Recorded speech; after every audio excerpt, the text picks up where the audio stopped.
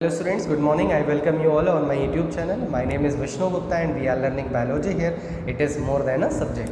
This session is for class 11 and in class 11 we are learning animal kingdom. In animal kingdom we are studying about the classes, 5 classes of the vertebrate. We have completed 2 or 3 classes, like as we have completed fishes, then I told you about the amphibia, then reptilia. Now we are going to start another new class that is Aves. ठीक है, Aves का मतलब होता है birds. ठीक है, आपको मैं ये दिखा दूँ, देखो. ठीक है, बर्ड्स बहुत ब्यूटीफुल होती है, मुझे तो बहुत पसंद है. आप लोग को बर्ड्स पसंद है कि नहीं पसंद है? बहुत सारी ऐसी बर्ड्स होती है जिनकी वॉइस सुन के ही मॉर्निंग में अच्छा लगता है, इतना पीस मिलता है कि मैं उसका वो प्लेजर कहीं नहीं मिल सकता. ठीक है, आप देखते हो कि अगर आपके यहाँ ऐसे पेड़ हैं, ठीक है, विलेज एरिया में रहते हैं या किसी ऐसे एरिया में होते हैं जहाँ पे बर्ड्स बहुत ज़्यादा होती हैं, तो आप उस प्लेजर को फील कर सकते हो. कितना सुंदर लगता है, इनको देखने से ही अजीब मतलब फीलिंग आती है, अच्छी फीलिंग आती है, जॉयफुल फीलिंग आती है. ठीक है, तो हम इसी क्लास को पढ़ने जा रहे हैं. एविस के बारे में बहुत सारे कैरेक्टरिस्टिक आपको पता है कि इनके पास बीक होते हैं, इनके पास विंग्स होती हैं, फेदर्स होते हैं. ठीक है, बस उन्हीं कैरेक्टरिस्टिक को हम थोड़ा सा पढ़ लेंगे, ईजी रहेगा. ठीक है, प्रीवियस फाइल हम लोगों ने रेप्टिलिया पढ़ा था और अब हम लोग पढ़ने जा रहे हैं किसके बारे में? बर्ड्स के बारे में पढ़ने जा रहे हैं. ठीक है, तो स्टार्ट करते हैं. एक बर्ड थी, आपने 10th में भी पढ़ा था, आर्कियोप्टेरिक्स, जिसके पास टूथ देखे गए थे, टूथेड बर्ड थी. ठीक है, मतलब एक ऐसी बर्ड थी जिसके पास टूथ होते थे. वैसे तो टूथ होते नहीं, बीक होती है.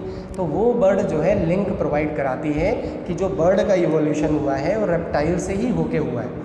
मतलब सबसे पहले रेप्टिलिया है, उसके बाद बर्ड आई, बर्ड का इवोल्यूशन हुआ. ठीक है, तो बढ़ते हैं आगे. बर्ड के कैरेक्टरिस्टिक जल्दी से डिस्कस कर लेते हैं.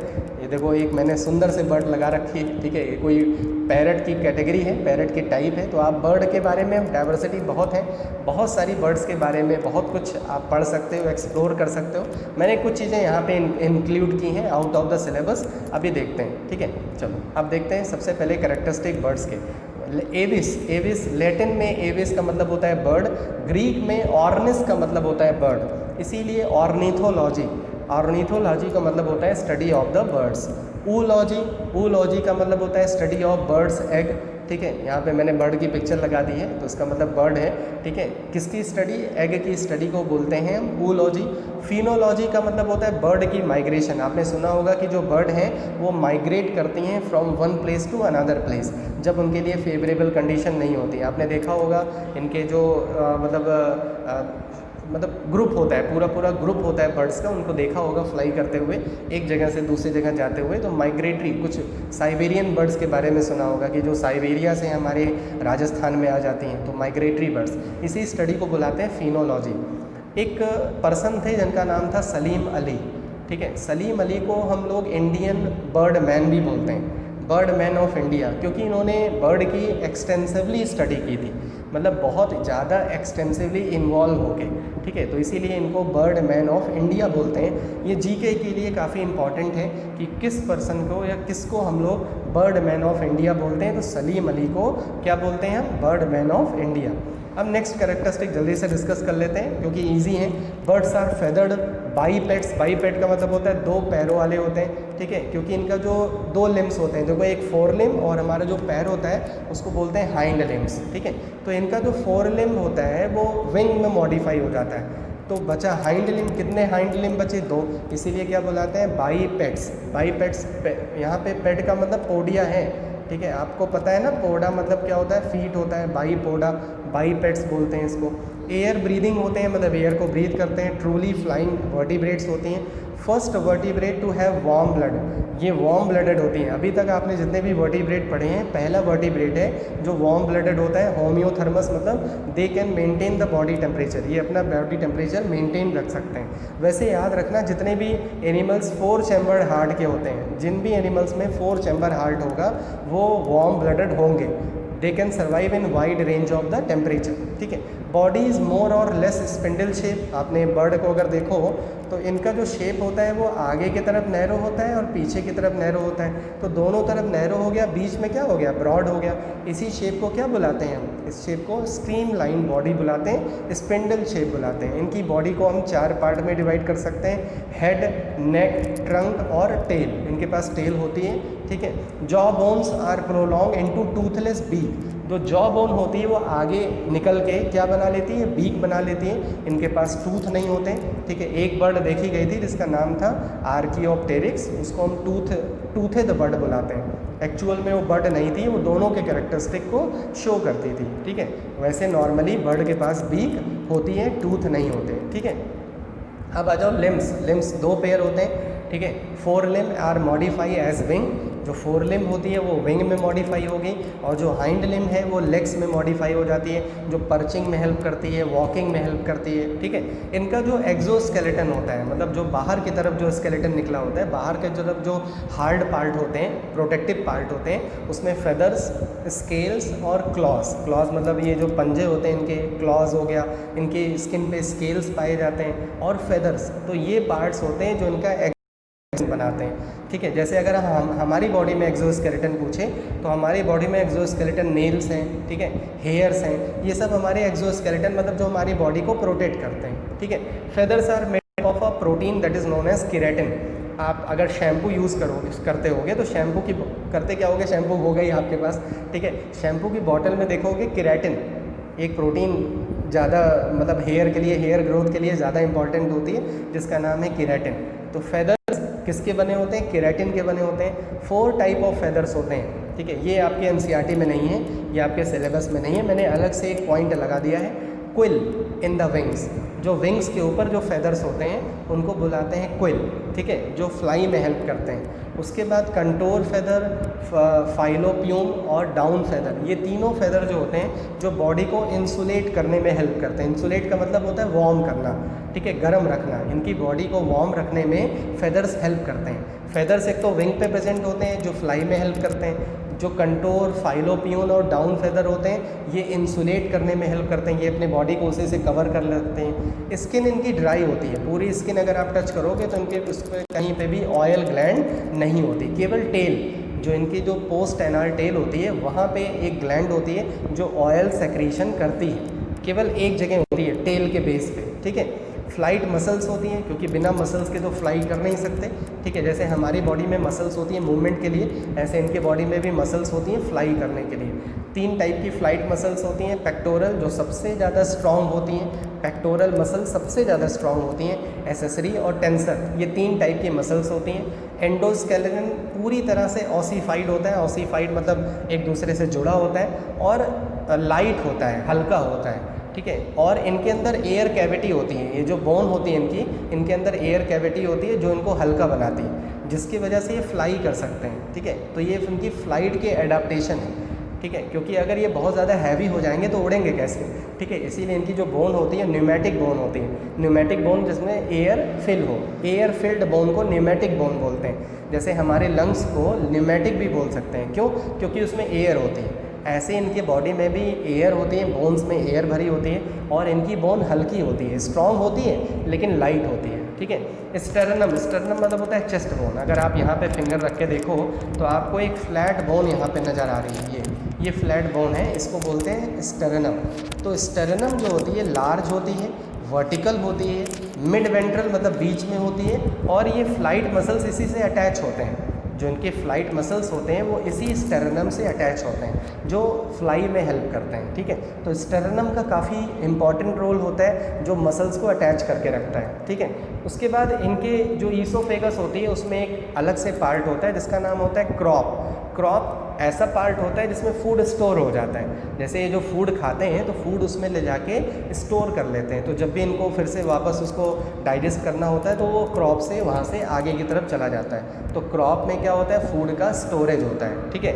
इनके बॉडी में एक गिजर्ड भी होता है, क्रॉप और गिजर्ड। क्रॉप में स्टोरेज होता है और गिजर्ड में मिक्सिंग होती है, फूड का डाइजेशन होता है, ठीक है। तो क्रॉप और गिजर्ड 2 पार्ट होते हैं एलिमेंट्री कैनाल में। तो नेक्स्ट आ जाओ क्लोका। क्लोका बहुत कई सारे फाइलम से पढ़ते आ रहे हो, एम्फीबियम में भी देखा, रेप्टिलियम में भी देखा, इनके पास भी क्लोका होते हैं। क्योंकि आपने कभी ये नहीं देखा होगा कि जो बर्ड है वो यूरिनेशन अलग कर रही है और फीकल मैटर अलग कर रही है, ठीक है। बहुत सारे पिजन जो वाइल्ड पिजन होते हैं देखते नहीं, अगर घर में आ जाते हैं तो पूरी तरह से मतलब डर्ट कर देते हैं, गंदा कर देते हैं, तो पेस्टल फॉर्म में ये एक्सक्रीशन करते हैं, ठीक है। इनका जो एक्सक्रीटरी मटेरियल होता है वो पेस्टल फॉर्म में होता है, वाटर कम होता है उसमें। और वो एक ही पार्ट से निकलता है जिसका नाम है क्लोका, ठीक है।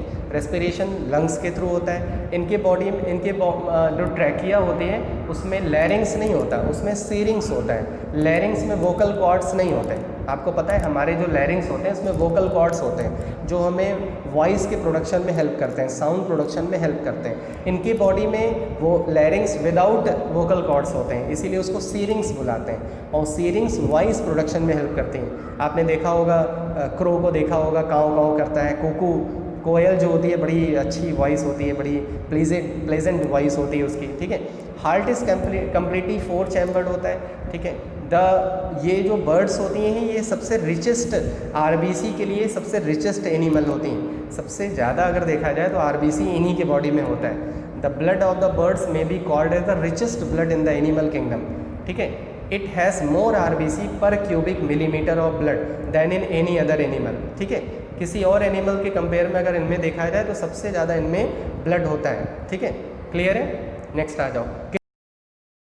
ओपन इनटू क्लोका, क्योंकि यूरेटर के लिए अलग से यूरिनरी ब्लैडर नहीं होता, यूरिकोटेलिक होती है। यूरिकोटेलिक मतलब हो गया कि ये यूरिक एसिड रिलीज़ करती हैं। 12 पेयर ऑफ क्रेनियल नर्व्स होती हैं। ऑल फैक्टोरी जो स्मेल के लिए इनके पास कोई ऑर्गन ऐसा डेवलप नहीं होता, ठीक है। मतलब ये इनके पास कोई ऐसा सेंस मतलब स्मेल से रिलेटेड कोई ऑर्गन नहीं होता। इनके आइज़ में एक पार्ट होता है जिसका नाम है पेक्टन, ये भी आपके सिलेबस में नहीं है। पेक्टन क्या करता है? आई बॉल को न्यूट्रिशन प्रोवाइड कराता है, ठीक है। जो आई बॉल होती हैं उसको न्यूट्रिशन प्रोवाइड कराता है पेक्टन, ठीक है। सेक्सेस सेपरेट होते हैं और कुछ बर्ड्स को तो आप पहचान भी सकते हो कि मेल है कि फीमेल है। जैसे आप पहचान सकते हो पैरट को, ठीक है, और आप पहचान सकते हो पीकॉक को। आप पीकॉक को पहचान सकते हो। पीकॉक में जो मेल पीकॉक होता है वो ज़्यादा ब्यूटीफुल होता है, उसके जो विंग्स होते हैं जो उसमें वो पार्ट्स लगे होते हैं कलरफुल, वो ज़्यादा होते हैं। फीमेल में नहीं होता। कहते हैं जो मेल पीकॉक होता है वो ज़्यादा अट्रैक्टिव होता है देन द फीमेल। तो कुछ बर्ड्स में हम पहचान सकते हैं मेल और फीमेल को, लेकिन सारी बर्ड्स में हम उसको आइडेंटिफाई नहीं कर सकते, ठीक है। Male has a pair of testis, इनके पास कॉपुलेटरी ऑर्गन्स नहीं होते जैसे रेप्टाइल में होते थे, पेनिस वगैरह ऐसा कुछ नहीं होता, ठीक है। फीमेल्स एक उसके पास केवल ओवी पैरस होते हैं और एक ही ओवरी होती है, 2 ओवरी नहीं होती, एक ओवरी होती है। एग्स का जो डेवलपमेंट होता है वो एक्सटर्नल क्यूबेशन से होता है। फर्टिलाइजेशन तो इंटरनल होता है, ठीक है, लेकिन जो एग ले करती हैं तो एग को आपने सुना होगा हैचिंग करते हैं, इनक्यूबेशन करते हैं, ठीक है। तो ये हो गया इनके रिप्रोडक्शन के बारे में। कुछ इंपॉर्टेंट फैक्ट मैंने लगा रखे हैं फ्लाइटलेस बर्ड्स। जैसे कुछ फ्लाइटलेस बर्ड्स का नाम है ऑस्ट्रिच, जिसको अफ्रीकन ऑस्ट्रिच बुलाते हैं, जिसका साइंटिफिक नेम है स्ट्रूथियो।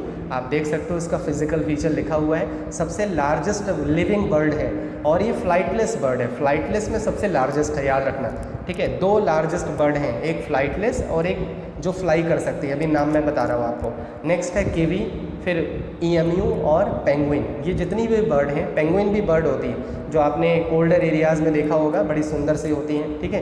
तो ये पेंगुइन बर्ड में आती हैं, दे कैन नॉट फ्लाई, ये फ्लाई नहीं कर सकती। उसके बाद कुछ इंपॉर्टेंट पॉइंट है, देखो एल्बेट्रॉस, ये मैरीन बर्ड होती है, मैरीन एरिया में पाई जाती है। It is the largest flying bird. अभी मैंने बताया ना ऑस्ट्रिच भी फ्लाइंग वो लार्जेस्ट बर्ड है, लेकिन वो फ्लाइटलेस है। और अगर क्वेश्चन आ जाए कि फ्लाइंग बर्ड का नाम बताओ लार्जेस्ट, तो एल्बेट्रॉस। स्विफ्ट, आपने मारुति सुजुकी की एक कार आती है जिसका नाम है Swift. Swift is the fastest flying bird. सबसे फास्टेस्ट फ्लाइंग बर्ड जो है वो स्विफ्ट है। 16 मीटर पर मतलब mile per hour, 60 mile per hour ये क्या कर सकती है? फ्लाई कर सकती है, उड़ सकती है। Wagtail is a famous migratory bird, वही साइबेरिया से हमारे राजस्थान में आती है, जिसका नाम है वैगटेल। कुकू, कुकू कोयल, ये अपना नेस्ट कभी नहीं बनाती, ये दूसरे के नेस्ट में एग को ले करती है, ठीक है। ये मोस्टली क्रो के नेस्ट में अपने एग को ले करती है, जिससे उसको प्रोटेक्शन मिलता है, ठीक है। तो ये हो गए। उसके बाद ये कुछ मैंने बर्ड की सेंचुरीज़ लगा दी हैं। बर्ड सेंचुरीज़ होती हैं जहाँ पे बर्ड को रियर किया जाता है, डेवलप किया जाता है, मतलब उनको ऐसा एनवायरनमेंट दिया जाता है जिससे वहाँ पे बर्ड ज़्यादा आए, ठीक है। तो ये कुछ बर्ड सेंचुरीज़ हैं। ये आपके लिए जनरल नॉलेज के लिए काफ़ी इंपॉर्टेंट है, ठीक है, और कॉम्पिटिटिव एग्जाम के लिए भी इंपॉर्टेंट है, इसलिए मैंने इस स्लाइड को यहाँ पे लगा दिया है। तो आज हम लोग ने एक और क्लास कंप्लीट कर ली, 4 क्लासेस कंप्लीट हो गई। एविस बर्ड भी कंप्लीट हो गई, बहुत इजी था, ठीक है। बहुत सारे इंपॉर्टेंट पॉइंट्स आपको जानने को मिले, ठीक है। और होप सो दैट आपको बहुत इंटरेस्टिंग लग रहा होगा, बहुत अच्छे से समझ में आ रहा होगा। कमेंट बॉक्स में ज़रूर लिखना और लाइक बटन पर ज़रूर प्रेस करना, ठीक है। एक ही बार प्रेस करना, 2 बार नहीं, ठीक है, 2 बार प्रेस करने पे लाइक ख़त्म हो जाता है, ठीक है। तो इसीलिए एक ही बार प्रेस करना, लेकिन प्रेस ज़रूर करना, ठीक है। तो I am completing this session, hope so that you are doing well at your home, stay at your home, stay safe. जय हिंद, जय Bharat, love you, good bye.